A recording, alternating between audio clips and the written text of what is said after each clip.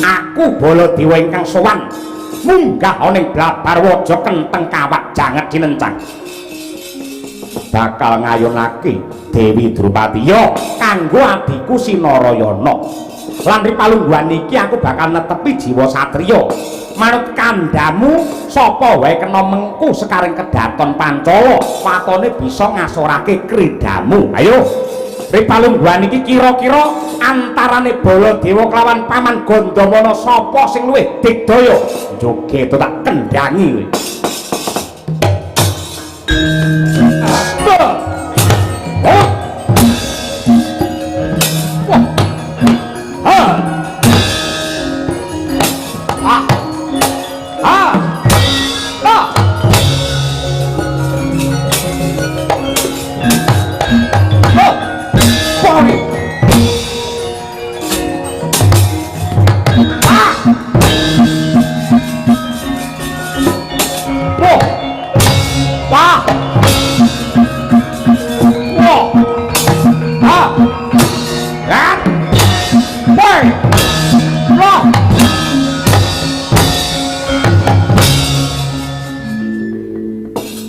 Anakku para Pandhawa Puntadewa Bratasena apa dene Permadi pun Ibu Ramayda kaya apa paiting lelakon aboting kahanan ingkang ndok sandang ripalungguhan iki nanging kowe sing percaya ya nggih lelakon kuwi yen kahanane peteng dedet kaya mangkene adate padang enggal teka lan dadi wong urip watone nyawa isih gandeng kelawan raga aja wedi nantang kelawan pandadaran utawa pacoban saka pangeran jernyatane kanggo ngukur asor lan luhure jiwane menungsa iki kena ditonton utawa diukur saka kawicaksanane anggening ngrampungke perkara. Kula kang mangkono nggih sing sabar lan trima marang lelakon ing enduk sandang ripalungguhan iki. Wah, Babundi. Apa pancen kodrate lelakone para Pandhawa uripe keserakat kaya ngene. Jare Pandhawa ki atmajaning ratu sing duwe hak wewenang kamukten negara Mestina. Ning nyatane kahanane anakku malah ora cetha. Rina wengi mung disia-sia dening para Kurawa mongko ora cetha dosa lan keluputanku. Bratasena pelakon ingkang ndok sandang ripalungguhan iki mujudake pangasaing diri tanpa beda kelawan mutiara kae bisane endah kudu digosok gelang lan giwang kae bisane mompyor ya kudu diwangun tanpa beda kelawan gaman bisane landhep ya kudu diasah. Lamun to dirasa pancen ripalungguhan iki kowe nemahe panandang sing apes lan abot nanging lamun to nduk tampa kanthi ikhlas yekti jagat ingkang bakal ngayomi kelawan jeneng sira kabeh lan wong sak donya mesti wae bisa mbedakake kaya apa to kautamane Pandhawa lan kanistane para Kurawa. Mula kang mangkono nadyan to kowe bakal gayuh kamulyan sing jenenge kamulyan kuwi kudu tinoko sarana laku ora kena ngangsa lan gigi mangsa merga apa wae ing dumadi sarwa kedadak tanpa beda kaya wowoan kae matenge bakal mateng kemrangga ora kaya sing legi sing mateng ana wite nggih Pandhawa. Caritane satriya nuwe kang marti mring kautaman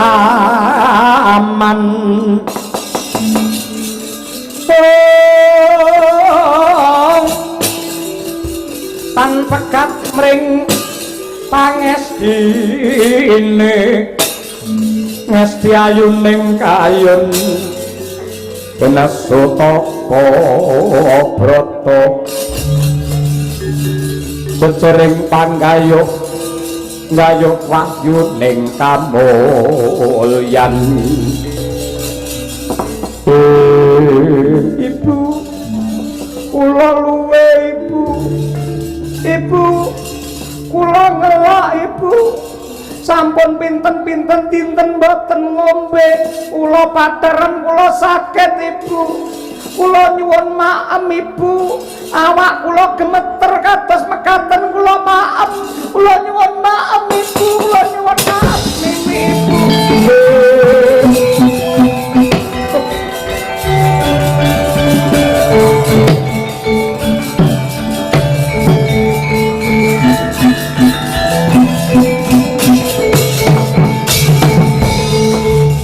mati aku ora mentala nyawang adimu pinten pangseh yen pun ta dewa Bratasena kelawan jeneng sira wis dewasa upama ngrasake urip rekoso kuwi wis memper nanging adimu sing isih cilik-cilik kuwi piye kembar luwe kembar ngelak pengin ngombe kowe bisa golekake tombo kanggo ngiseni wetenge cah loro iki apa ora nyuwun pangestu kula bados daharan sarta unjukan kangge adik kula menika ibu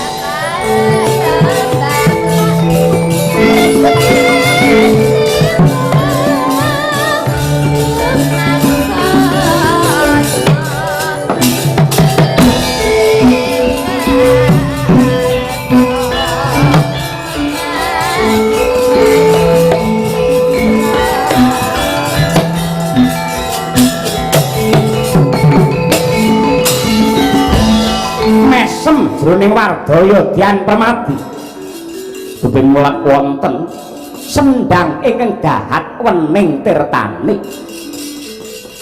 ciptaning driwarsa anyedhak anyawuk dumateng toyaning sendang kinarya unjukanira ingkang rayi kekalih kocap datang graita namung tana daya pangaribawa dupisang permadya nyaketi punang sendang dalah plak kapidara tangene nget Purwa Daksina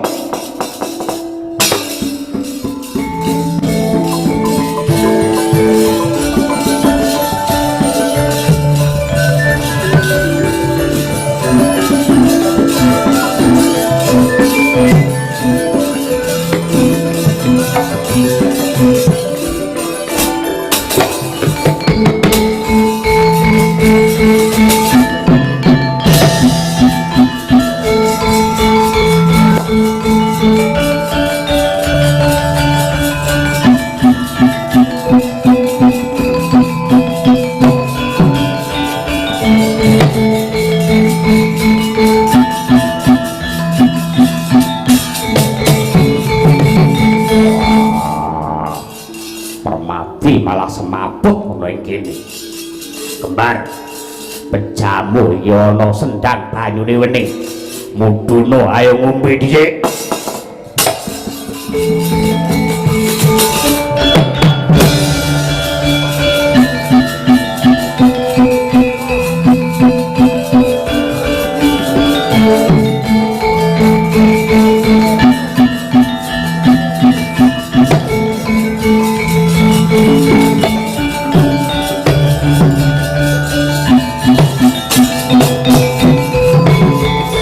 Pati Dharma Putra nyangari tanan jaya maturing Raka Narendra Harimurti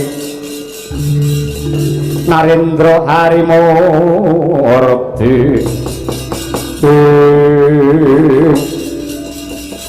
ana jibek-bebek ing penggalih kaya wis pantok pepuntaning tekad nenggih pambayun Pandhawa Dyan Puntadewa. Mulat ingkang rayi sekawan kapidara mangertos Sang Puntadewa lamun dayane sendhang ingkang mawa wisa. Sumpahe para Pandhawa mati siji mati kabeh, mukti siji kabeh mbelani. Mangkana ciptaning griya Sang Pambayun arsa anggebyur wonten telenging sendhang kinarya nyusul para kadang ingkang prapeng lampus. Mangkana pinambeng dening wujude peksi cangak lingga salira. Aja Raden, aja Raden.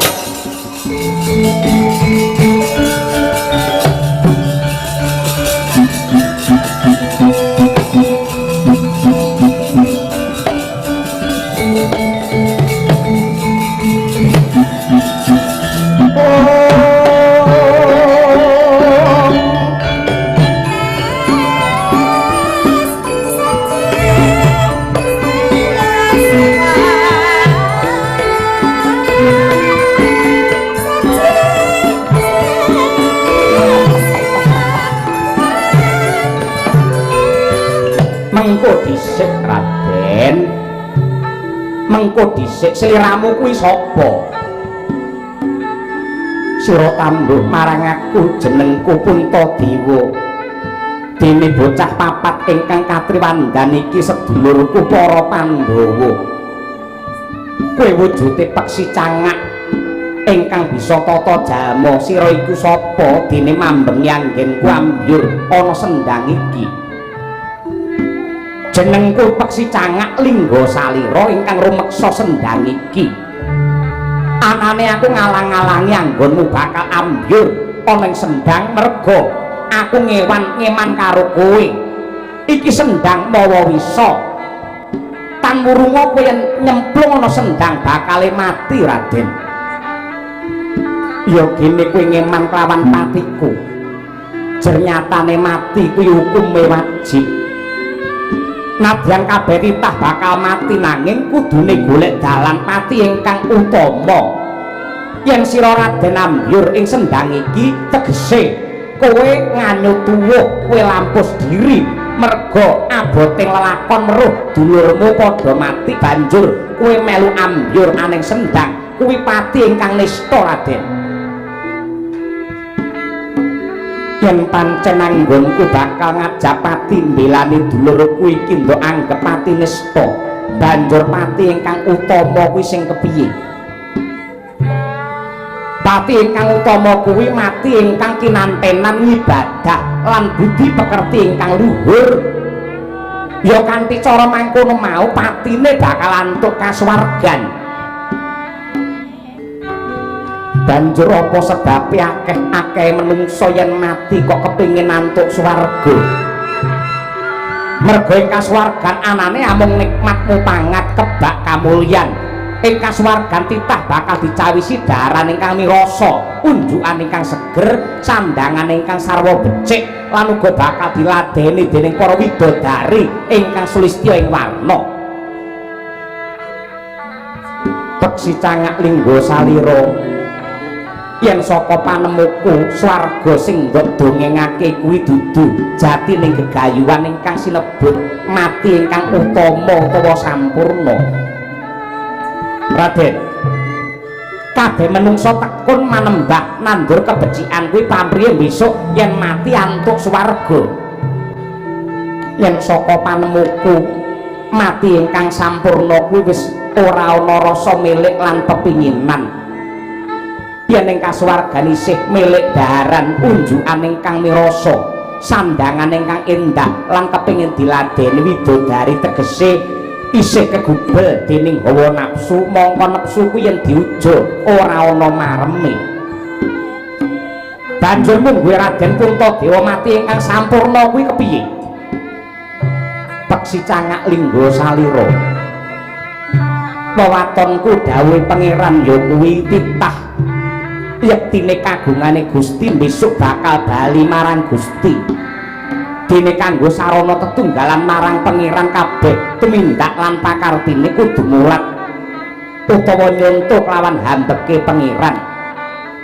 Weda suci ingkang isine pirang-pirang piwulang kautaman kuwi kabeh lamun to diringkes mung kari ukara nyebut asmane Gusti ingkang Maha Welas Asih. Ukara mau lamun to diringkes meneh mung kari rong tembung ya kuwi welas lan asih. Mula yen titah kepengin bali manunggal marang pangeran kudu wani ngipatake rasa milik lan pepinginan sak banjure uripe tansah ditanduri kanthi rembakane rasa welas asih marang apa wae lan sapa wae kuwi ingkang sinebut mati sampurna kisana.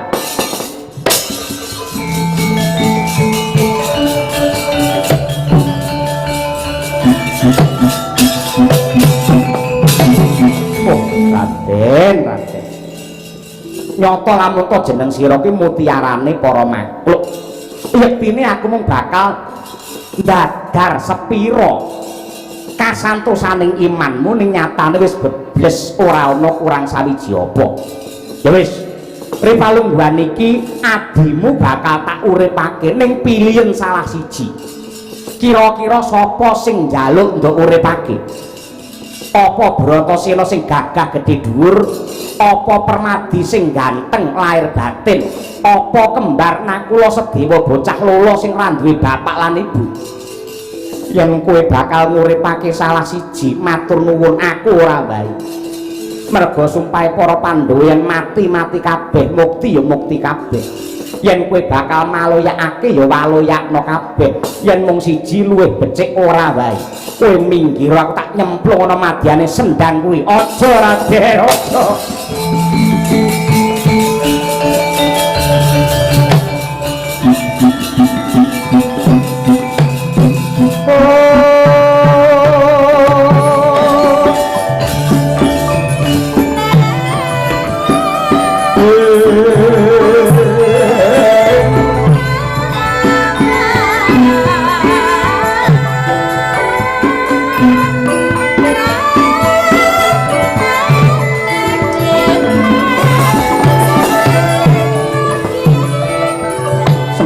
Pangabekti kula kunjuk Eyang Yasa Bong ilahing awik namastu namasidam iya Puntadewa wis ndak tampa penggalihipun Eyang kaya lumaku wanci pangklong kepapak obor sewu nyatane nadyan to para Pandhawa sajroning panandang ingkang abot lan ngeres-ngeresi parandene kuwi isih pinaringan santosaning iman.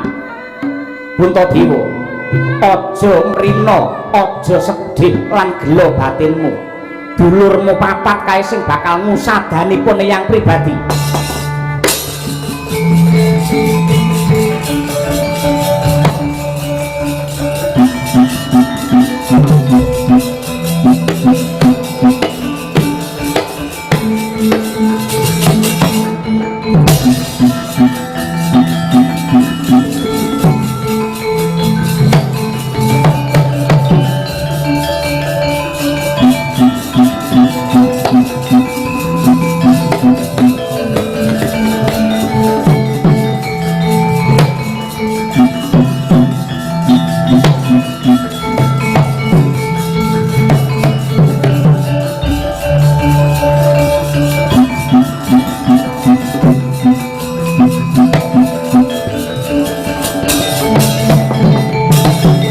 Satmodo tumiling anglati puspita medemendah kang warni midering taman hanon sekar warsiki wah basaku katur adiasa kakekku sungkem kula katur ya bekti kula yang yo nggih Pandhawa kabeh wae wis ndak tampa. Ripalungguhan iki ngene yo nggih. Ananipun Eyang nemoni kelawan jeneng sira kabeh. Yektine ripalungguhan iki jeneng sira para Pandhawa rina wengi mung dinteni. Kelawan pamanmu Mandira jajar ing Pancala ya kuwi Gandamana. Panjenengane nganakake sayembara prang sing dianti-anti sing ditunggu-tunggu ora ana liya kejaba kowe. Budhal mbok menawa iki kanggo srana kamukten lan kamulyanmu Pandhawa kabeh.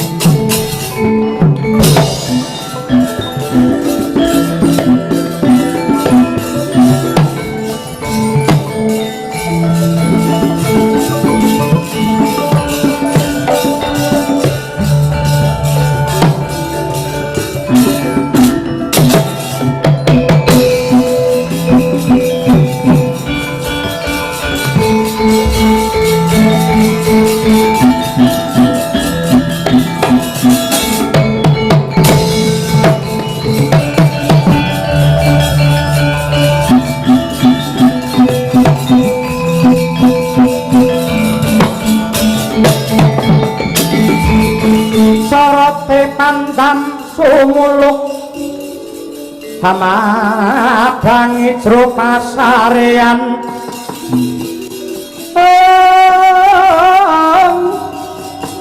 ngenani wadana remu ramu kalingan ngangrangan sang tiak manah engkung sumungkem guling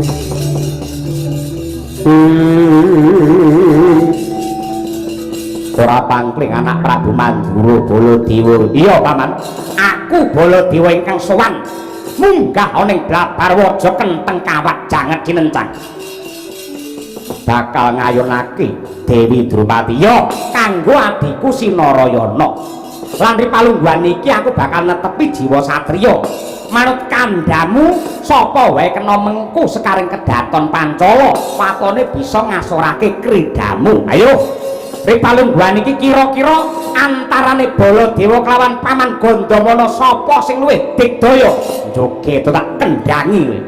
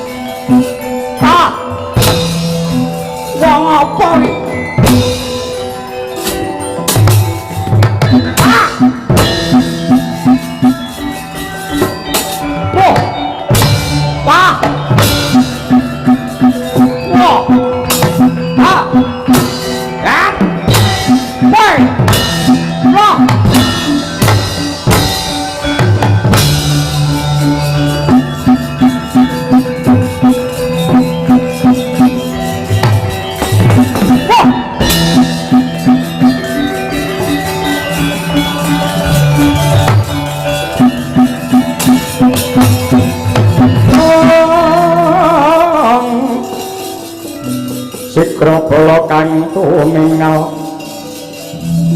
macampuk samya medali wah tublas ora kena sinangga enteng kaprawirane Paman Gandamana ya nanging aja gembela sirahmu aja ngalake dada sawan glandang nenggawa pedhot kulungmu.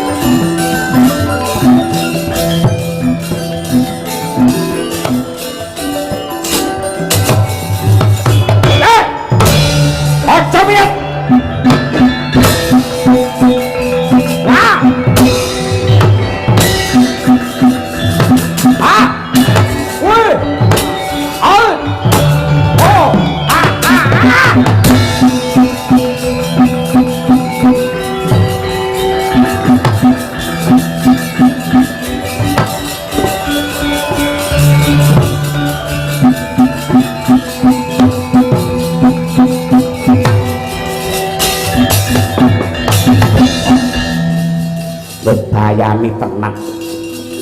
Monggo wis kondang nenggala ki ampuhe kegila-gila yen nganti aku ora mundur. Sida blai tenan. Ya Baladewa, kowe ngetokke piyandel minangka sifat kandel aku ya gah kalah. Gebrak ajiku Bandung Bandawa sombuh tibamu.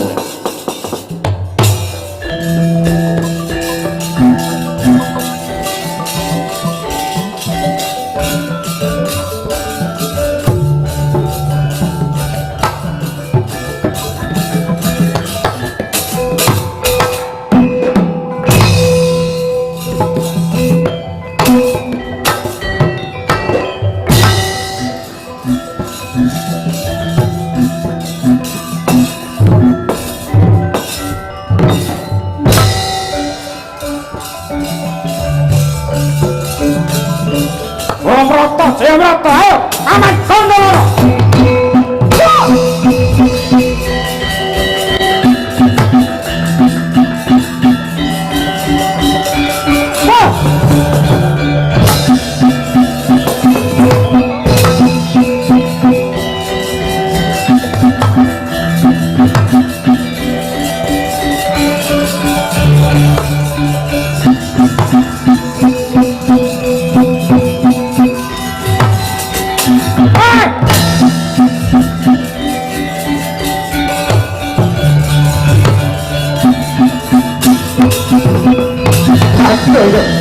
Aduh yang mati aku ditibani pengabaran karo Paman Gondoworo kendang kapracondang.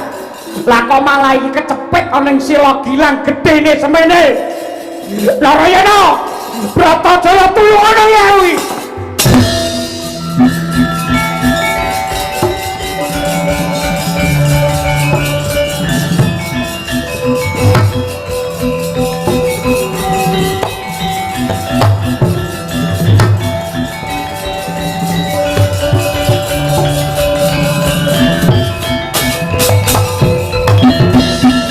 Kala narapa Kresna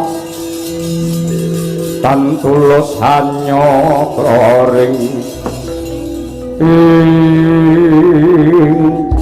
Kakang Udawa apa upama ki mau sida tatawan lehmu kalah iki kejeron ngerti ra. Ayo kuwi rangan tenan. Lah iya ing atase ratu anyar lho. Parandene bareng peperangan malah kecepit ana watu sing semono gedene. Ayo. Janjane pamane yahene iki aku ya pengen nyepit-nyepit ngono kuwi. Ora senengane kok. Maneka warna. Kira-kira ora clemetan dhisik piye to? Kakange kaya ngono nemahi panandang malah doting cengingis ora cetha lho. Aduh yo. Aduh Narayana aku tulungono Bratajaya. Aku tulungono. Udawa tulungono. Penak ora? Penak ndasmu pecah. Ingat ae kecepek watu kok penak. Kowe blas ora ndamel lunga malah ngecer aku. Wah mudar ora kowe ora. Senengamu neka-neka. Kakang sing jenenge dulur ki tega larane ora tega patine. Tulungono Kakang Narayana mesake Kakang Baladewa. Mundura.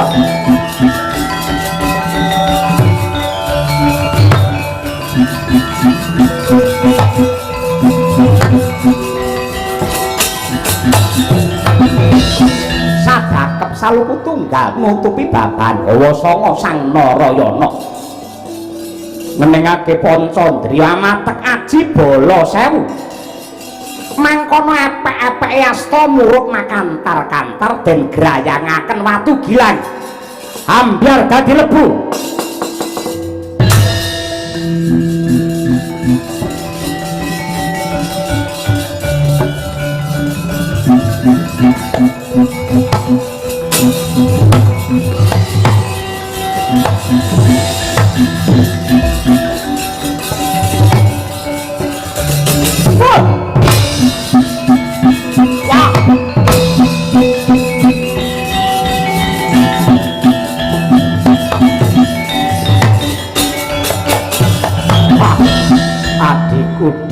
Adikku Narayana banget panarimanipun Kakang kowe sing bisa nulungi kelawan Baladewa. Malah ripalungguhan iki aku wis ngerti lamun to kowe duwe kaprawiran linuwe. Buktine watu gilang kok grayang ambyar dadi sak lawang-lawang. Malah blebekan semono ya ora. Sak walang-walang. Iya, sak walang-walang. Wah. Ayo kowe tambahan wirangku tandingono Paman Gandamana kok grayang mesti bakal dadi lebu. Menawi kula tanding kalian Paman Gandamana kula grayang nggih mboten tumama. Sebabe karana Drupadi menika sanes jodho kula wonten paribasan siji pesthi loro wah apalan hebat saya mulih aja kukuri.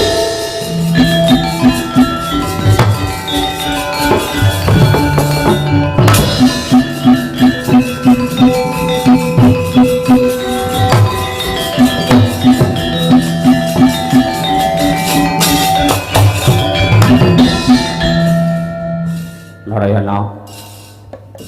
No. Apa? Saiki apik-apikan aten. Aku lak bantu karo kowe wis akeh. Genti saiki aku njaluk tulung karo kowe. Ngopo?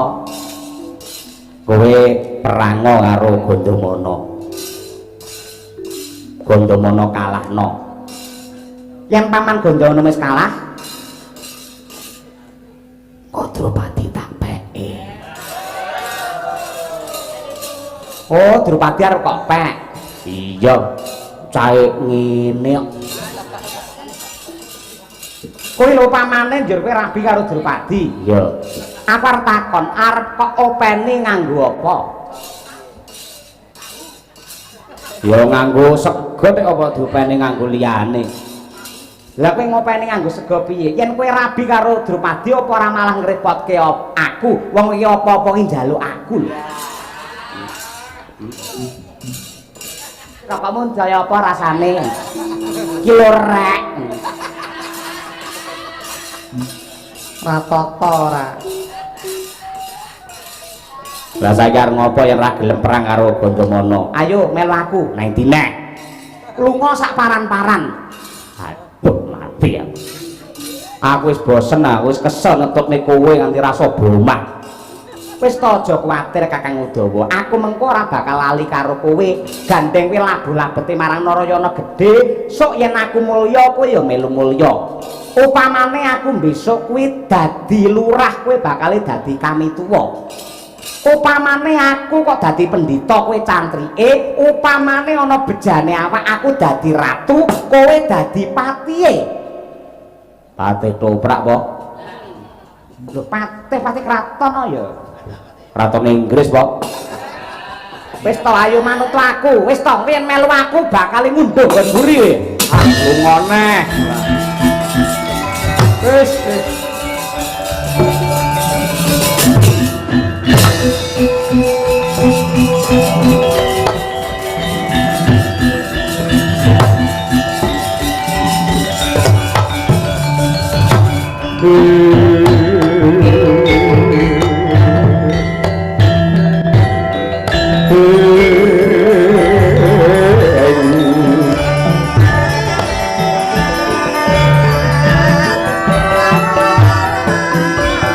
Yak langit kalangguana kelapan damun sar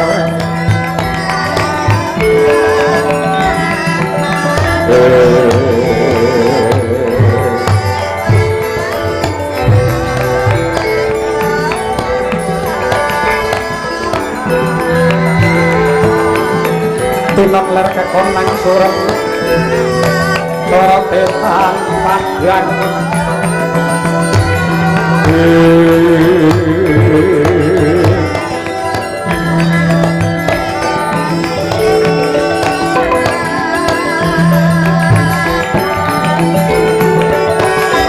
kasor lan padanging purnameng gegono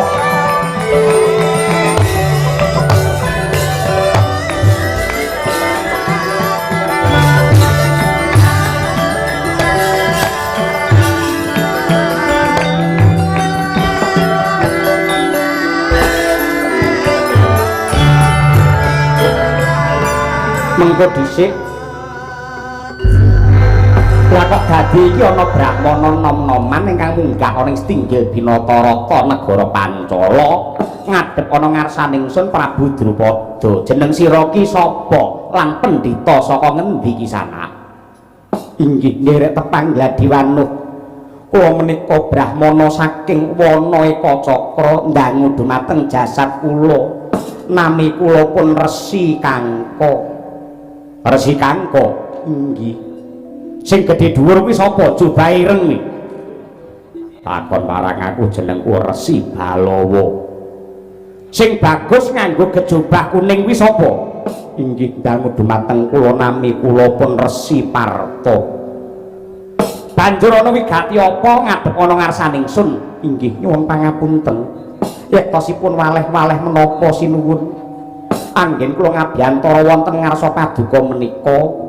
Sepisan ngaturaken sembah pangabekti kunjuk angka kalih kula nedya ngebun buninjing anjejawah sonten nglamar sekaring kedaton Pancala Radya nenggih Nini Dewi Drupadi mugi wonten lilaning penggalih paduka Kanjeng Sinuwun paring pangestu anggen kula pun brahmana kangka njatu kami dumateng ingkang putra putri Sinuwun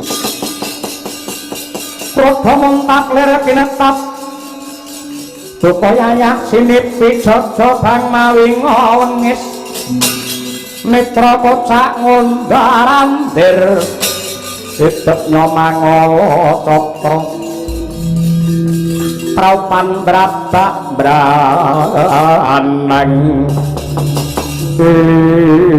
Kangka apa kira-kira kowe ra ngilo karo githokmu kowe ra mawas diri kowe ra weruh karo dirimu ing atase kowe mong-mong widak pejaraan saudon saurupan pendhita ngalasan kok arep malakrama karo anak ratu upamane kelakon tenan anakku si Drupadi arep kok jak urip cara piye njajal aku tak takon kowe iki kena tak ngibaratake wong buta ngitung lintang luku sinawat balang kayu tangeh kenane cepak lupute kowe nggayuh barang sing dudu sak mestine kowe ora mengo karo kahananmu ora nonton karo wujudmu kowe teko kene mung bakal ngreget-ngregeti babut jejemberi jrambah janji kowe ora minggat jog takon dosa ora nganti sak gebyaran hilang nyawamu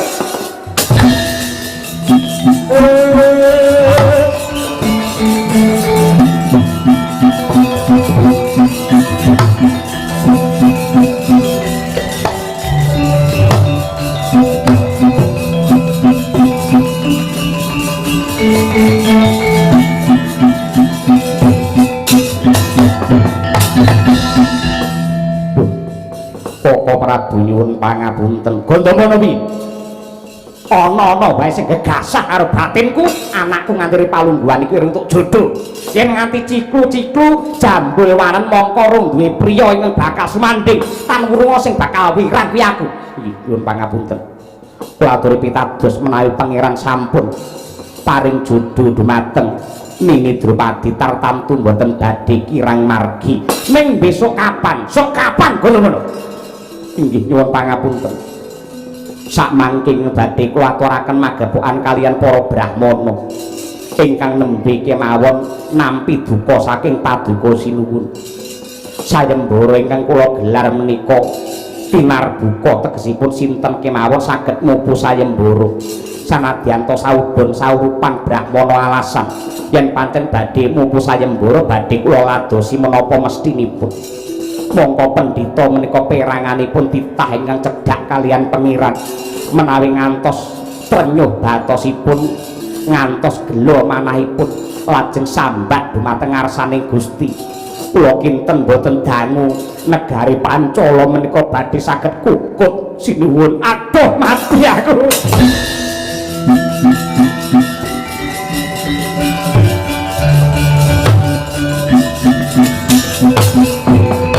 Yo, aku kalimput Gandamana yen pancen kaya mangkono. Tututana brahmana telu aku jalukna ngapura marang keluputanku ya Di.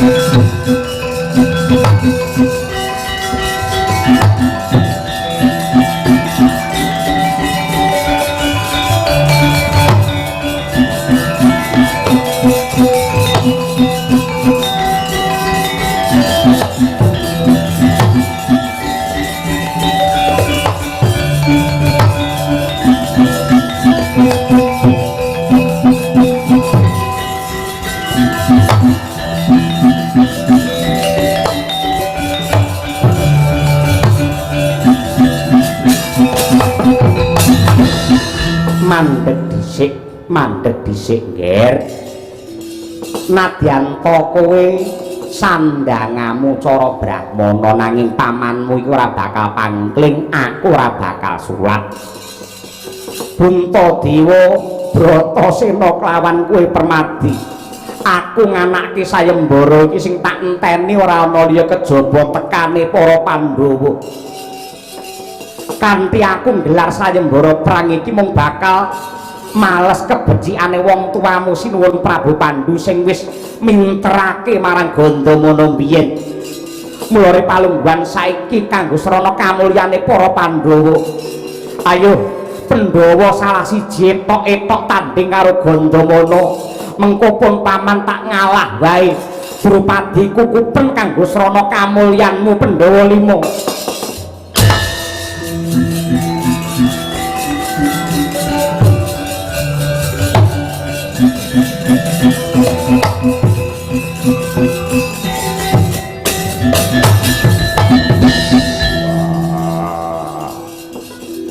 Apa wulangane Bapak Pandhu biyen iki ngono kuwi? Pulangan bab apa? Apa ya trep ing atase anak-anakmu kok ajare ora jujur kaya ngono. Kala tanpa rupa Bratasena lan Pandhawa iki ya satriya. Liyane kok tandingi apa mestine ya kene aku padhake wong sing jirih getih wedi mati. Ing atase kowe iki tamenge negara benteng ing Ratu Senopati Narendra. Ning ya kene jiwamu malah mulur mungker kaya cacing ora bejaji bapak.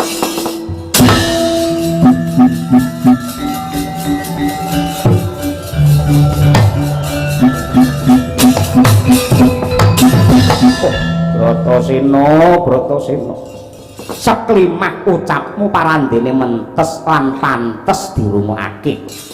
Ripalungguhan iki karepmu piye? Ayo aku tanding ana apa mestine sing mati Bratasena apa Gandamana. Ya bagus. Yen pancen kowe bakal ngatonake jiwa prawira, maju apa ora ngarsa tak gandul ilang nyawamu.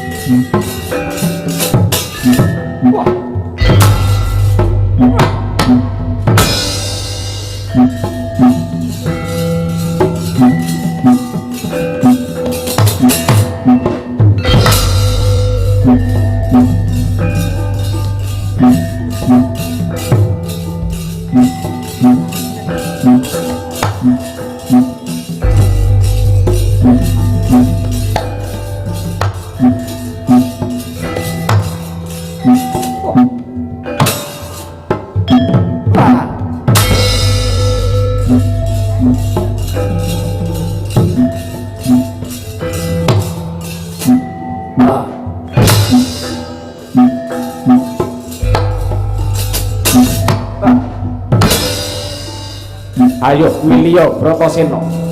Gene wong semono kaprawiranmu.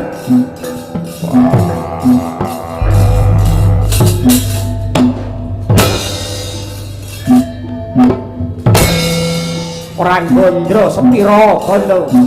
Gandamana iki tandingmu.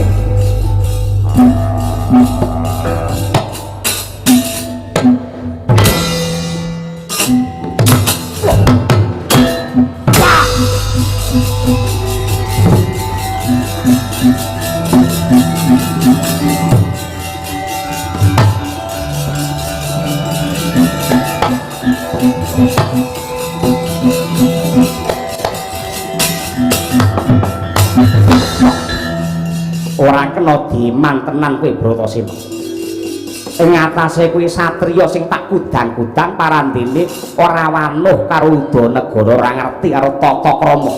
Kowe nracak sak ndure tenggak nyamplukake sikil Manaprapane Gandamana ya.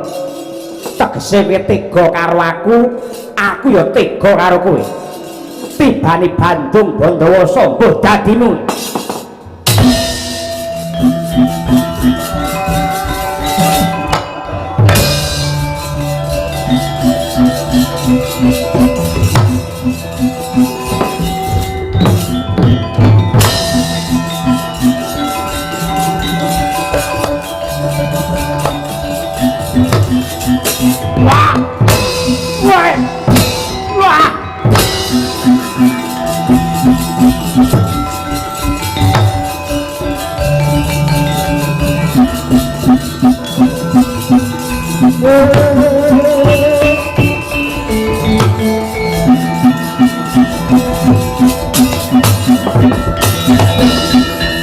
welas bening rubira kawang-wang ngegono pangsu mirat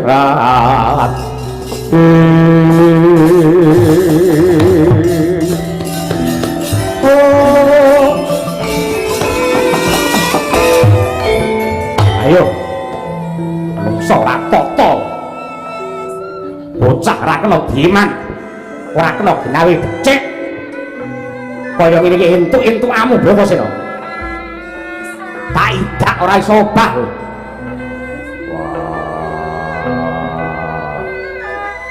Paman Bandawana aku patenono aja kok gawe wirang kaya mengkene ora sah tak pateni suwe-suwe bakal mati dhewe Abu Kunti sing gedhe pangapuramu ora tutuk anggen kusungkem ana ing sikilmu Abu Kunti Dewa kakangku aku njaluk ngapura aku ora bisa ngrabekke kowe Permati kembar ora tutuk anggenku ngomong karo kowe kembar Bopo Pandu aku melu kowe mati Bopo Pandu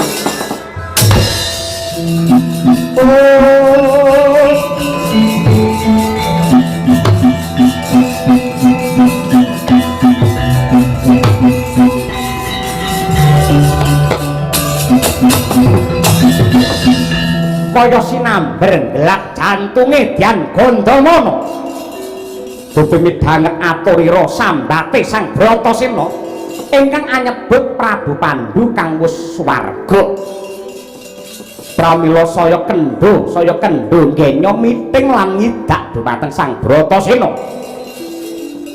mangkono prayitna nenggih Sang Panenggak suku mroncal mancat bumi asta anduwa dadane Dyan Gandamana angarengi kuku Pancanaka modhot rong kilan dawane pemancet jaja buta walikat nratas jantung rebah Sang Gandamana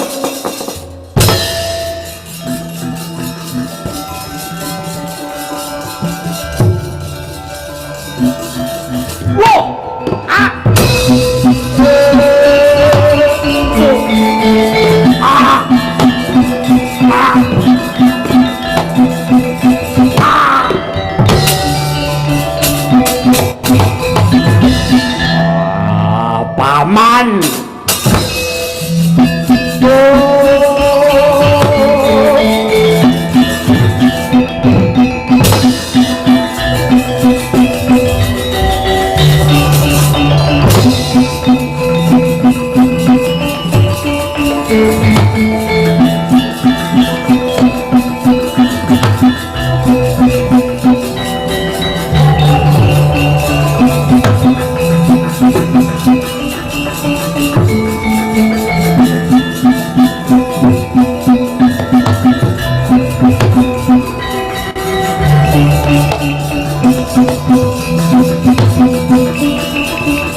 Gandamana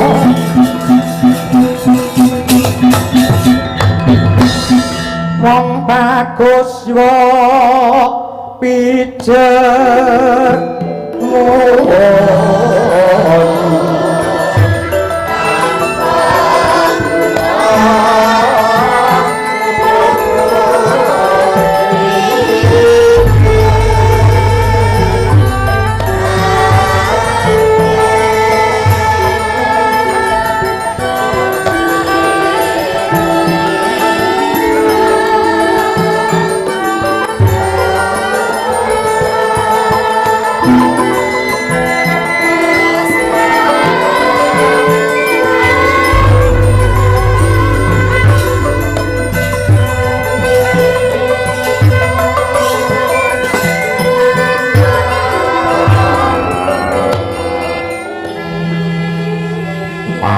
Gandamana aku njaluk ngapura ora jarak aku dadi srana kowe katriwandan bolong dadamu mergo kuku bangsa napa oh adikku di Gandamana piye to di paman Gandamana klatur enget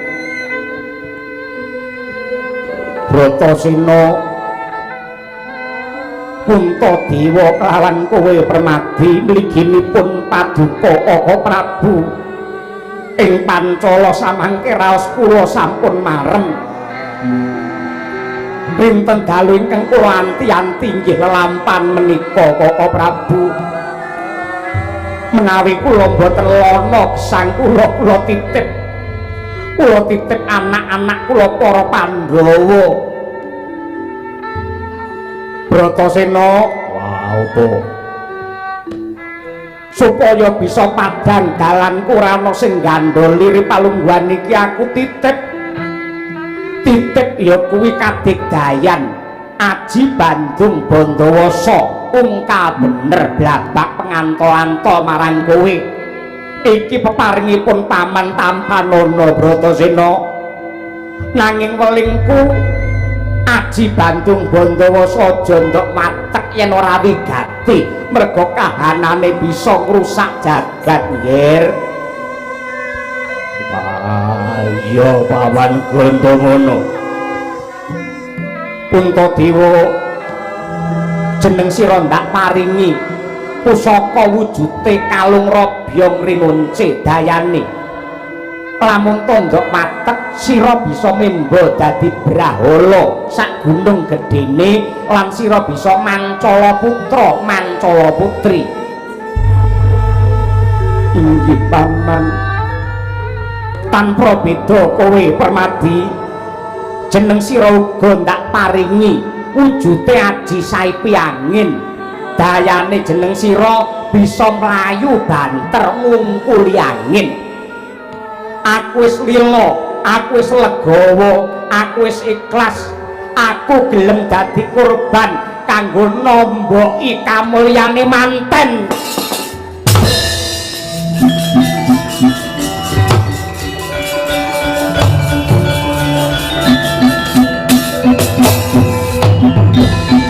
Oke,